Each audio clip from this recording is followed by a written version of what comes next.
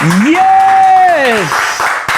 ¡Qué poderoso! Una vez más, bienvenido a H2O. Esta es su iglesia en tu casa. Qué bendición que estén conectados en todas partes del mundo. Los estamos viendo, estamos orando por ustedes, estamos leyendo sus comentarios. Ahí en Chile, ahí en Panamá, en Paraguay, en Argentina, en Costa Rica, en Venezuela, en Nicaragua, en Estados Unidos, en Nueva York, en New Jersey, en todas partes donde estés conectado. Estamos declarando que Dios va a llegar a donde estás, va a suplir tus necesidades, te está tocando, te está sanando. Este es un día de milagros y estamos súper emocionados de que estés acá y de que Dios nos haya permitido de que esto se convierta una iglesia en tu casa. Ponte cómodo y prepárate para recibir hoy de Dios. Hoy vamos a seguir esta serie que el Señor me ha dado, ha puesto en mi espíritu. ¿Cómo superar la pandemia? Será una serie de 4 partes. Y las primeras 2 partes las hemos titulado Lavarse las manos no es suficiente. Vamos, yo quiero que alguien lo ponga por ahí. Lavarse las manos no es suficiente. Escríbelo ahí en el comentario.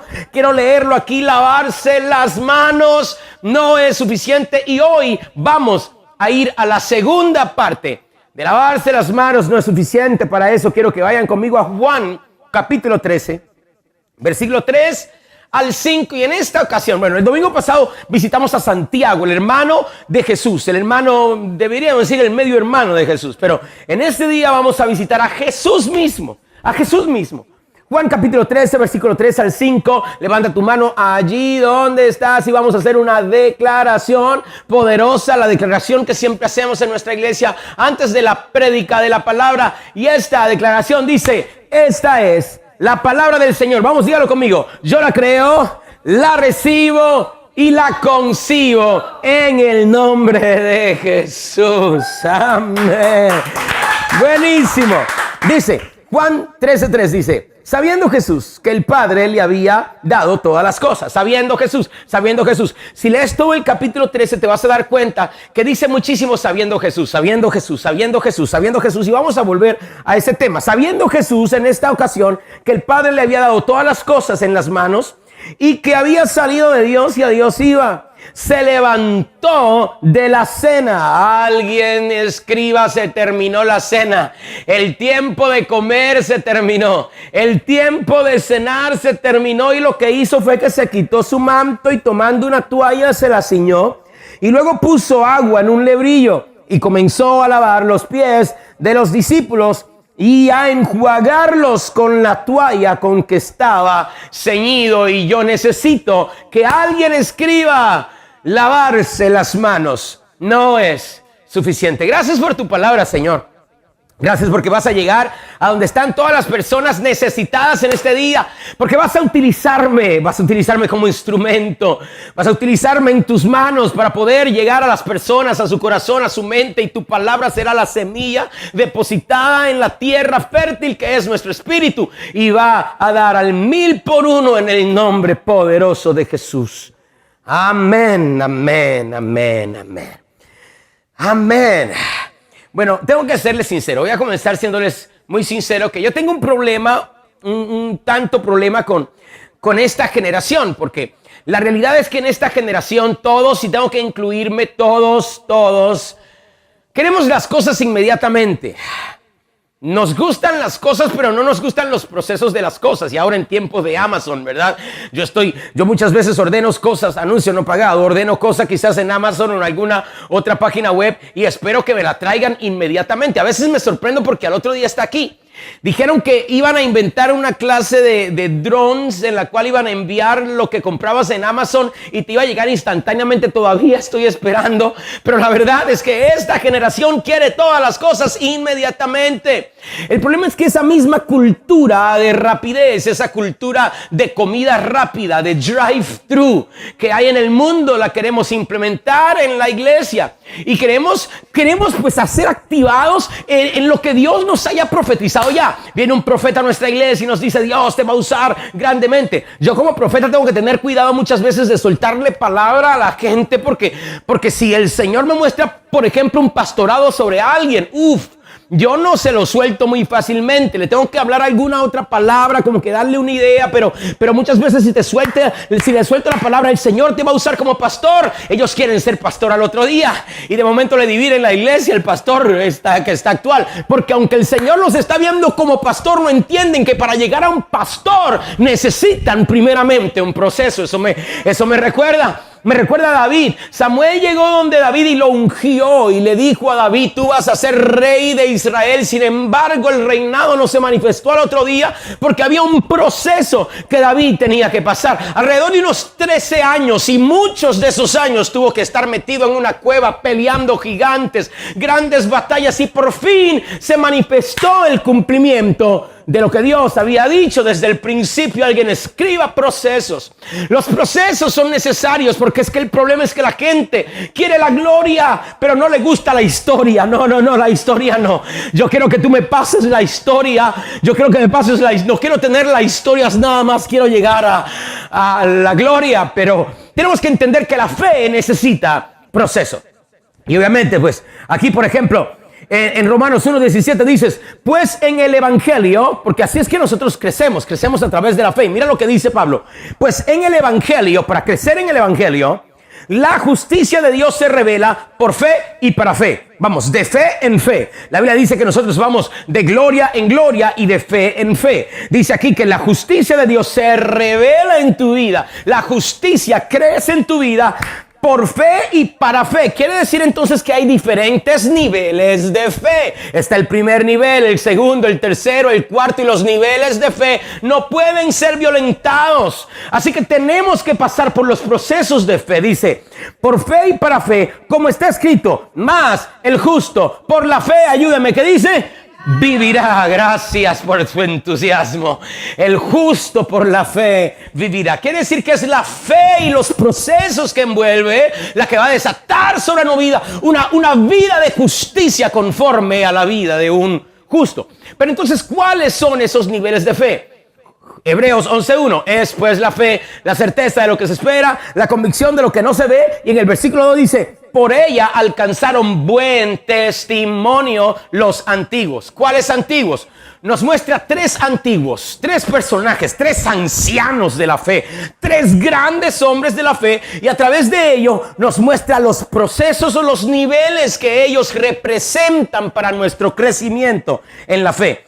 Y comienza primeramente aquí en el versículo 4. Por la fe, Abel ofreció a Dios más excelente sacrificio que Caín. Este es el primer nivel de fe. Cuando llegas al Señor, cuando aceptas a Jesús como tu Salvador, tienes que entender que el primer nivel de fe es el nivel de la adoración a través de dar el sacrificio. Alguien tiene que escribir ahí: yo soy un adorador. Yo soy un adorador. ¿Cuántos adoradores hay acá? Somos adoradores antes de ser pastores, profetas, evangelistas, apóstoles, maestros, antes de ser empresarios del reino de la iglesia. Nosotros tenemos que primeramente ser adoradores. Adorador es el primer nivel de fe. Cuando llegas al Señor, tienes que convertirte en un verdadero adorador. Ahora bien, yo creo que yo soy un adorador. Yo he entendido que para ser profeta y para manifestar el poder de Dios necesitas entender de adoración. Mi reto ha sido en enseñarle adoración a las personas. Y me he dado cuenta que la adoración, enseñarle a adorar a alguien realmente es algo, para mí lo he visto un tanto imposible. Yo creo que el ser adorador no se puede enseñar. Es como enseñarle a las personas a enamorarse. Nadie puede enseñarle a otra persona a enamorarse. Se le puede enseñar cómo sobrevivir del amor, pero nadie puede ser enseñado a cómo enamorarse. Así mismo es la adoración. La adoración no puede ser enseñada. La adoración tiene que surgir de un corazón agradecido. Es por eso que a mí me caen bien las personas que han pasado por cosas difíciles en su vida, porque el que ha estado en el infierno y en agua caliente y ha sobrevivido, no hay que decirle levanta tus manos. ¿Cuántos dicen amén? ¿Cuántos dicen gloria a Dios? ¿Cuántos aplauden? ¿Cuántos dan el grito de júbilo? ¿Cuántos dan la vuelta de la victoria? El que ha pasado por el infierno y todavía está vivo y todavía está aquí, tiene que adorar al Señor con toda su vida, porque entiende que si no fuera por la misericordia de Dios, no estarían donde están. El verdadero adorador es aquel que pasa por momentos difíciles. Entonces el verdadero adorador no necesita un taller de adoración, no necesita conferencias de adoración, porque el momento difícil les ha enseñado que la única razón por la cual nosotros estamos vivos es por la gracia de Dios.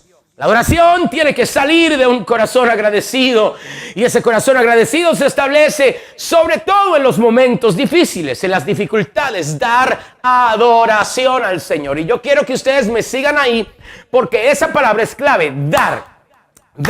Dice la Biblia, por la fe Abel dio un mejor sacrificio, un más excelente sacrificio. Por la fe Abel dio. Entonces el primer nivel de fe se trata de dar. Antes de recibir, usted tiene que dar. Antes de que algo baje, algo tiene que subir. El primer nivel es un nivel de adoración. Tu primer compromiso con el Señor es ser un adorador. ¿Dónde están los adoradores? Quisiera que alguien diga, aquí estoy. Aquí estoy, aquí estoy, aquí estoy, aquí estoy, aquí estoy. Y la adoración no tiene que ver con un carácter o con una raza, o si somos negros, si somos blancos, adoramos así, si somos de Sudamérica, adoramos así, si somos de este lugar. No, señores, la adoración no importa de dónde tú eres, cuál sea tu etnia. Yo he estado en Noruega, donde están los vikingos, y los vikingos adoran. Cuando se meten en la adoración, adoran como los africanos, y los africanos adoran como los suramericanos y centroamericanos, porque la adoración viene de una actitud de corazón. Ok.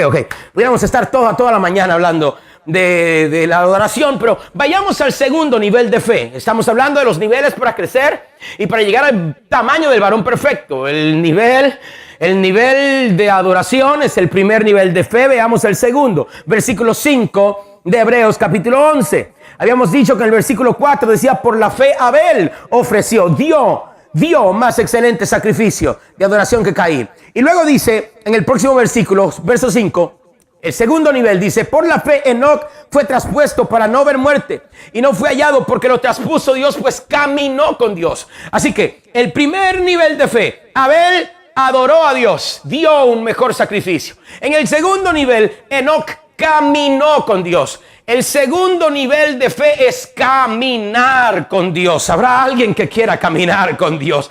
Cuando caminamos con Dios, los demonios tienen que salir corriendo. Cuando caminamos con Dios, se abre el mar. Cuando caminamos con Dios, no estamos sumergidos en la tempestad. Cuando caminamos con Dios, las cosas imposibles se hacen posibles. El problema es que muchos quieren caminar con Dios, pero nadie puede caminar con Dios sin primeramente adorar a Dios. Nadie puede caminar con un Dios que no adora. Quisiera tener a alguien acá. Y es por eso la importancia de convertirnos en verdaderos adoradores, para entonces después poder caminar con Dios. Y este versículo 5 dice que no caminó con Dios y fue traspuesto, fue transformado. Porque cuando caminamos con Dios somos transformados. El caminar con Dios nos lleva a la transformación. Me gusta que dice la Biblia que Enoc fue caminando con Dios, fue traspuesto hasta que desapareció Enoc. En otras palabras, cuando caminas con Dios, cada vez, en cada paso, hay menos de ti y hay más de Él. Hay menos de ti, hay más de Él. Hay menos de ti, hay más de Él. Hasta que llegas a un punto, querido, donde no hay más nada de ti y solamente es Dios. Yo quiero caminar con Dios, porque el caminar con Dios me lleva a la transformación. Segundo nivel de crecimiento, segundo nivel de fe, caminar con Dios. Veamos el tercero, próximo versículo. El tercero es trabajar con Dios. ¿Me van siguiendo? Primero, adorar a Dios, caminar con Dios, trabajar con Dios. Versículo 7 dice, por la fe Noé construyó, o construir con Dios. Por la fe Noé construyó el arca. Dios le enseñó a trabajar. Dios le enseñó a construir. Una vez más, tratémoslo una vez más. Adorar a Dios, caminar con Dios, construir con Dios. Construir con Dios. Por la fe Noé construyó con Dios. Yo no sé usted, pero yo estoy interesado en construir con Dios. Yo sé que si yo construyo una empresa con Dios, aunque venga la crisis, la empresa va a quedarse sostenida porque Dios la construyó conmigo. Quisiera tener a alguien. Yo quiero construir con Dios porque cuando construyo mi matrimonio con Dios, no hay ninguna tormenta que pueda destruirla. Quiero construir con Dios porque cuando construyo mis hijos con Dios, le amarán para siempre. Pero vayamos otra vez al problema. Hay gente que quieren construir con Dios, pero no caminan con Dios.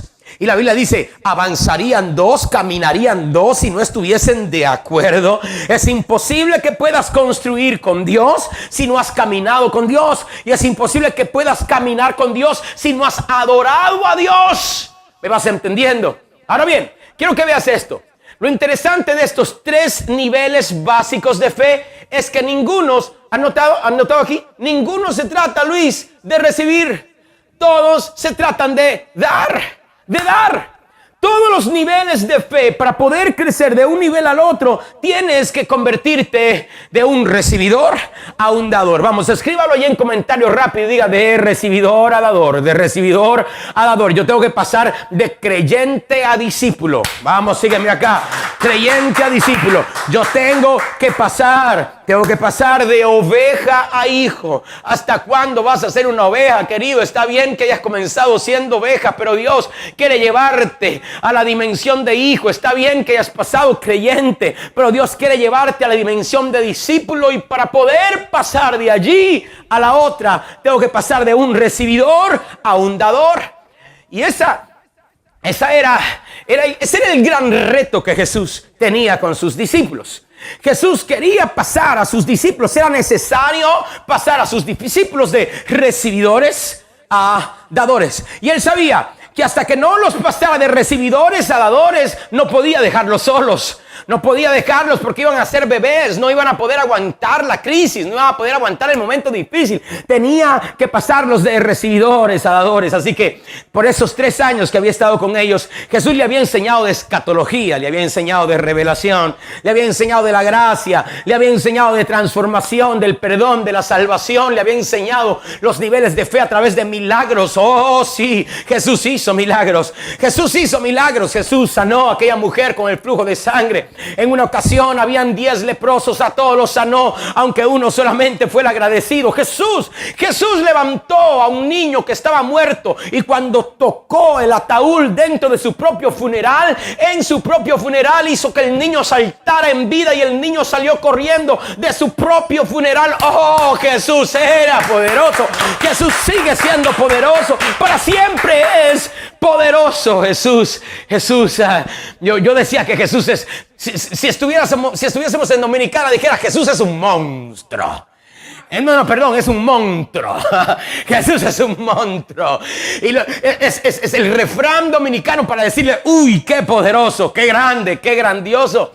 Sí, Jesús es demasiado fuerte, es demasiado poderoso. De hecho, los hebreos dicen, Jesús es terrible, Dios es terrible nuestro Dios. Él puede caminar sobre la tormenta. Es terrible nuestro Dios. Él puede levantar a un muerto después de 4 días que esté podrido dentro de una cueva y decirle a la gente, muevan la piedra, Lázaro, ven fuera. Mi Dios es un Dios terrible. El gran problema es que por más milagros que había hecho, todavía no había logrado pasar a los discípulos de recibidores a dadores. Y solamente le faltaban horas para irse. Así que Jesús está en este dilema. Me faltan horas para irme y todavía estos muchachos no han pasado de recibidores a dadores. Tengo que acelerar los tiempos. Así que eso es lo que sucede. Vayamos al texto original de donde comenzamos a leer. La Biblia dice que primeramente Jesús se sentó a cenar con ellos, lo que llamamos la Santa Cena. Es la única Santa Cena que está registrada, la Santa Cena. Jesús se sienta a cenar. Necesitamos entender cuál es el concepto de cenar, porque nuestra cultura no nos permite entenderlo completamente. Claro, ¿por qué? Porque conforme a nuestra cultura nosotros cenamos con cualquiera. Nosotros vamos al mall, yo no sé si le ha pasado, a mí me ha pasado muchas veces, vamos al mall, vamos a la plaza y estamos buscando una mesa, todo está lleno, todas las comidas, todos los restaurantes están llenos, las mesas están llenas y de momento encontraste tu espacio. Y en ese espacio hay un tipo rarísimo. Hay una mujer que no conoces, hay dos niños peleando, pero hay un espacio y no hay más nada y te sientas y comes con gente que ni siquiera conoces. Después pues, te limpia la boca, te levantas y sigues trabajando, te vas para el trabajo. Pero en los tiempos antiguos y en la comunidad hebrea, el comer con alguien era algo demasiado importante porque era la señal de una gran intimidad.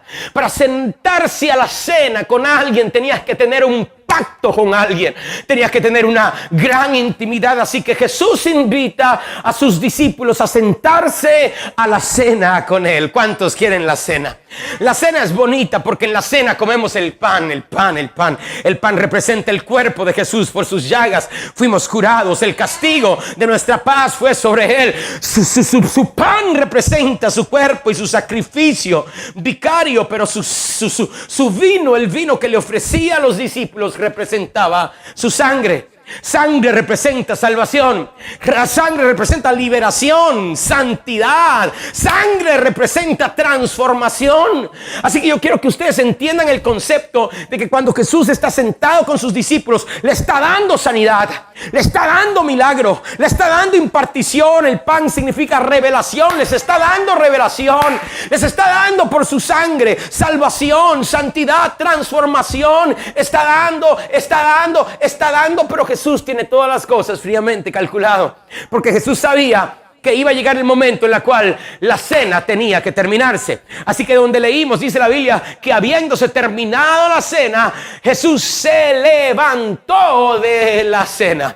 Y Jesús entiende que la cena es importante, pero el problema es cuando hacemos de la cena el centro de la adoración a Dios. La cena es importante, comer con el Señor es importante, el pan, la sanidad, la revelación, los milagros, en que te echen el agüite, el aceite, las 7 vueltas de la victoria, el salto de júbilo, el que te den vueltas por encima, el que te pongan las manos, el que te profeticen. Es bonito sentarte a la mesa, pero el Señor dice, el tiempo de la cena tiene que terminar. ¿Por qué tiene que terminar? Porque el terminar del tiempo de la cena es solamente una señal de que viene un tiempo de transformación más grande del que jamás hayas imaginado. Tiempo de manifestación viene y Jesús estaba en apuro. Así que él hizo terminar el tiempo de la cena y se levantó.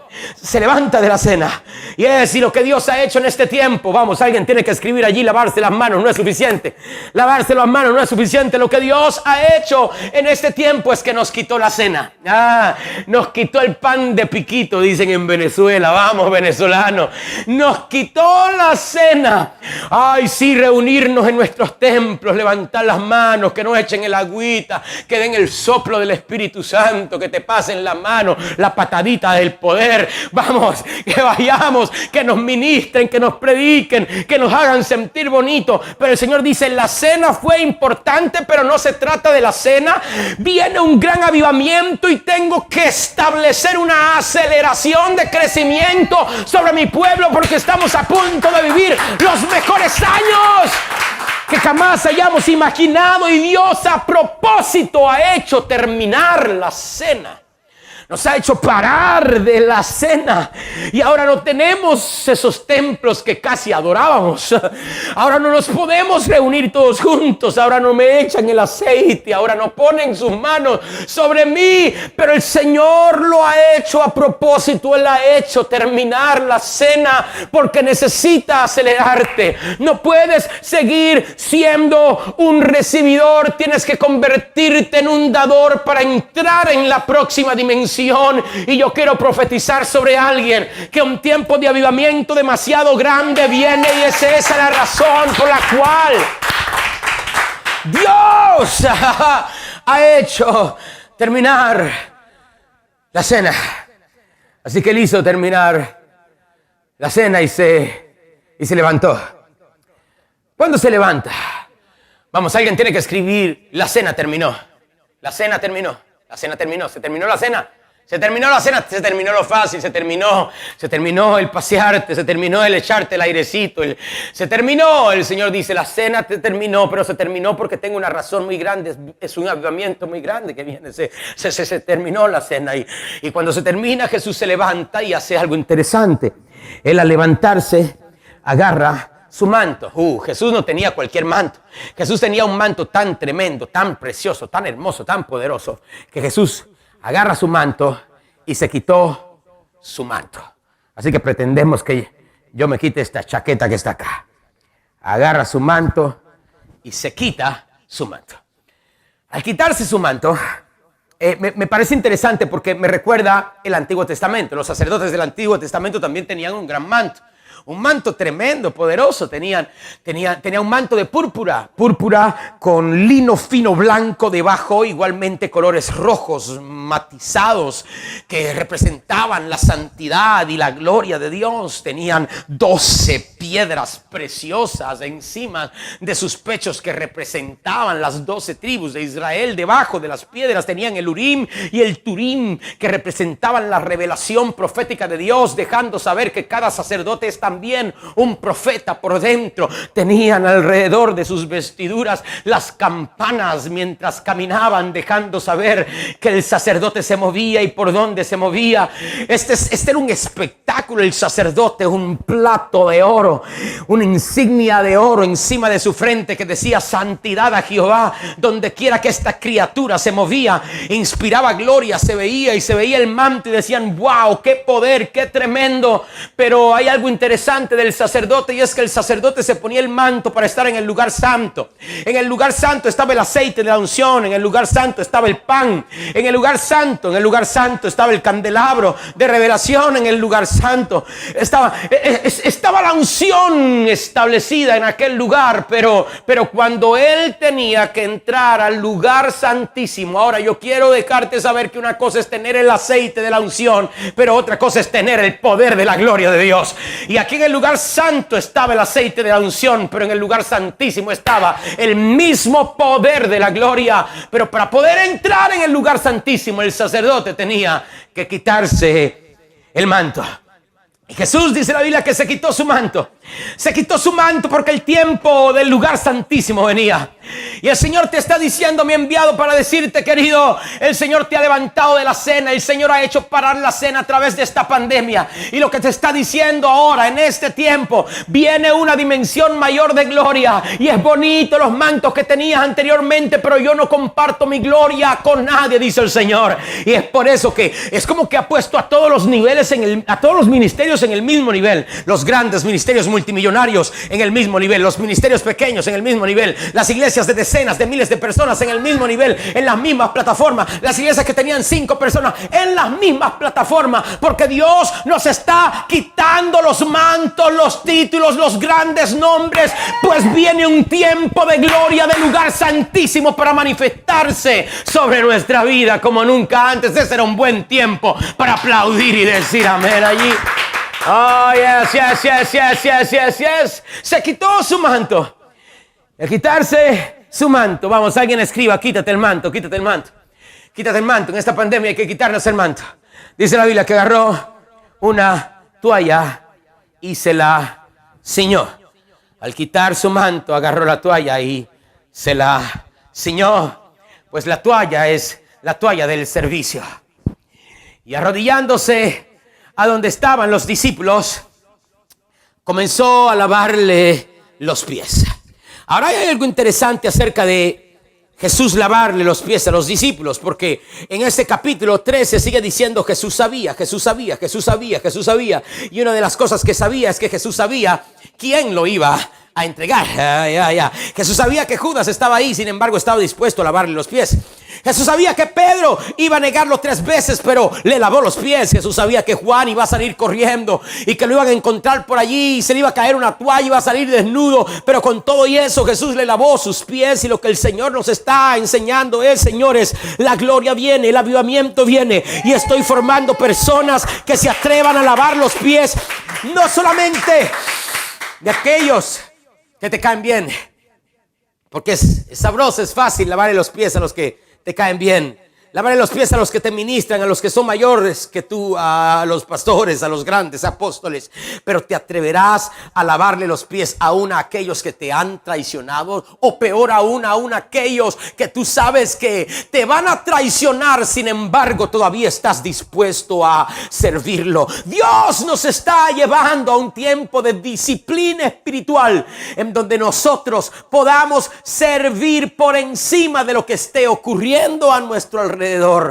Y le lavó los pies, enseñándole que en el tiempo de crisis la importancia más grande es el poder dar más que recibir, pues el dar te mantiene en el tiempo de crisis. Te lo voy a probar.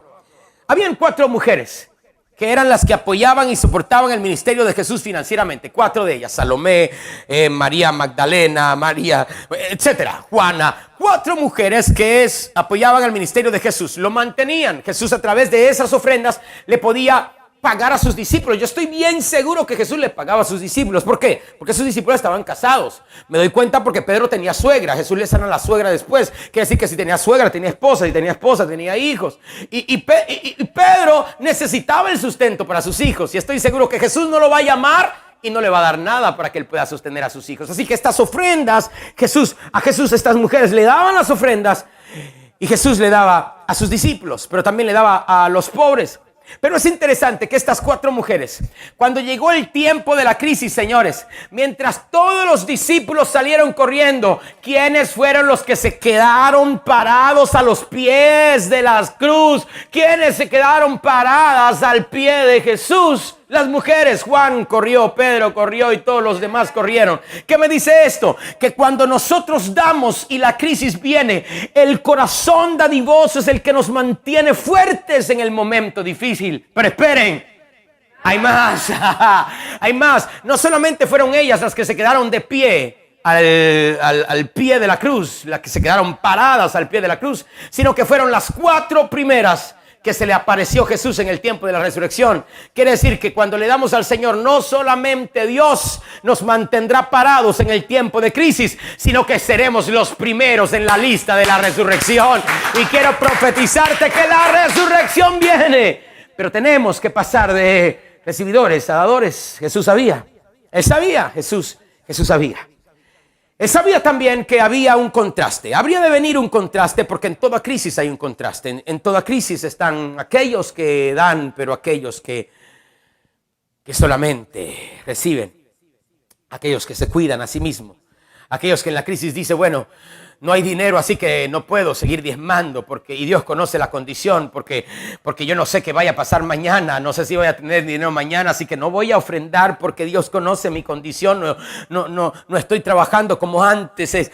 La crisis lleva al ser humano al egocentrismo, y no hay nada como matarte en medio de la crisis que tu propio ego. Y Dios quiere sacarte de tu propio ego para que puedas ver entonces la manifestación de la gloria de Dios sobre ti.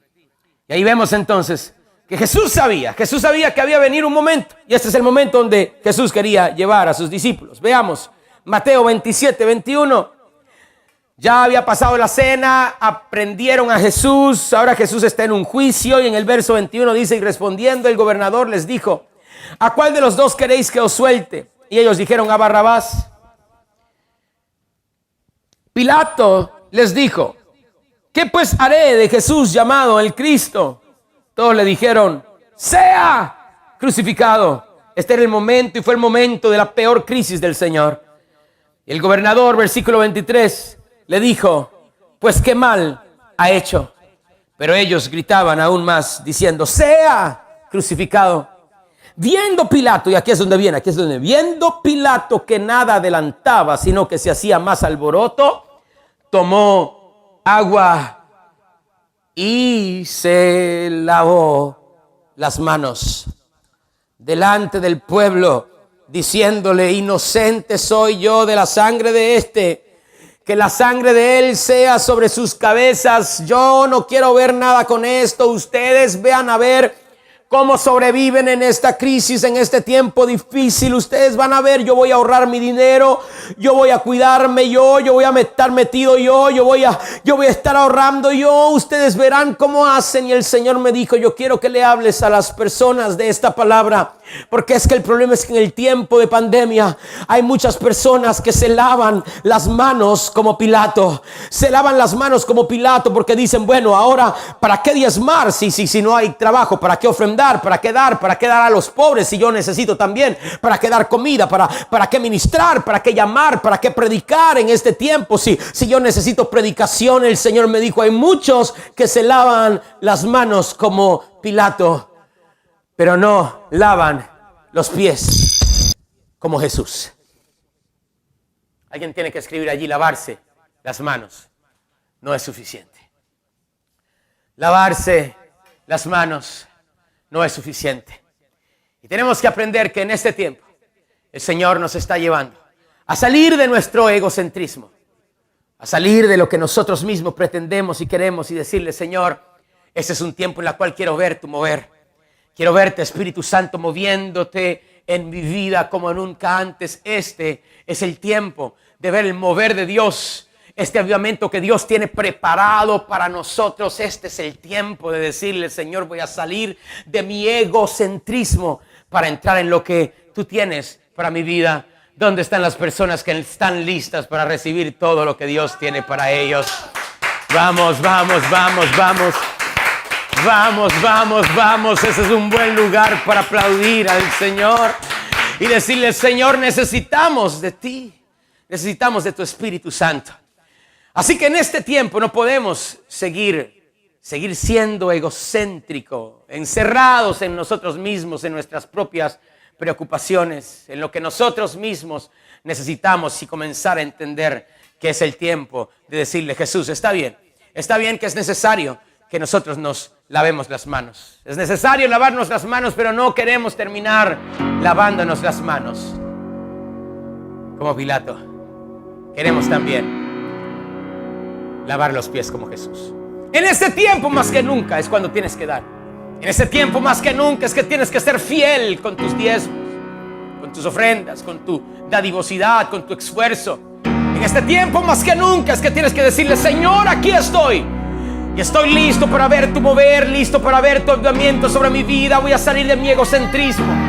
Voy a salir de mi propio ego y voy a creer que tú en este tiempo harás cosas mayores, porque mi fuente no viene del mundo, mi fuente no viene de la crisis, mi fuente no viene de allá afuera. Tú eres mi fuente, tú eres mi todo, Señor, y tú tienes el poder para hacer todo, aún lo imposible, posible. Vamos a hablar a alguien en este lugar que pueda adorarle. Yeah, yeah. Y muertos se levantarán. ¡Eso!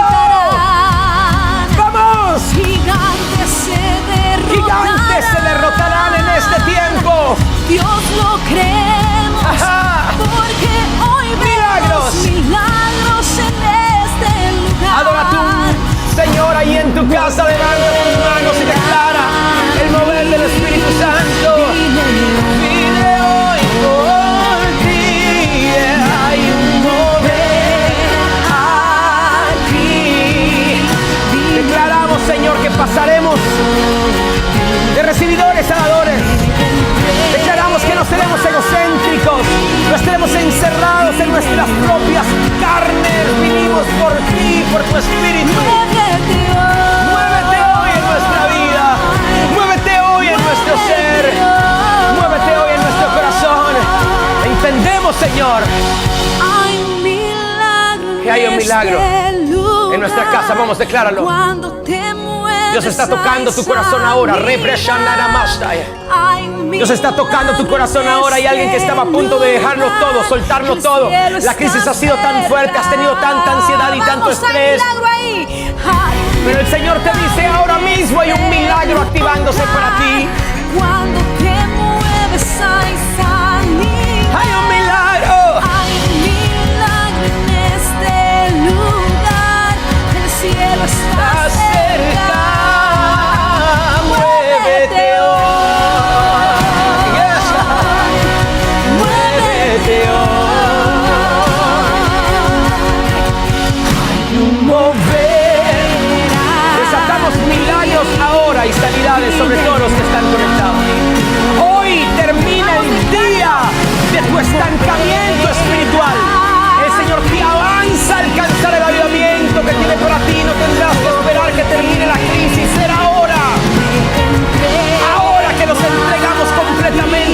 Señor de todo corazón para decirle: venimos por ti. Muévete. Ay, si su mano declare. Muévete hoy. Muévete hoy en mi casa, en mi familia. Muévete hoy.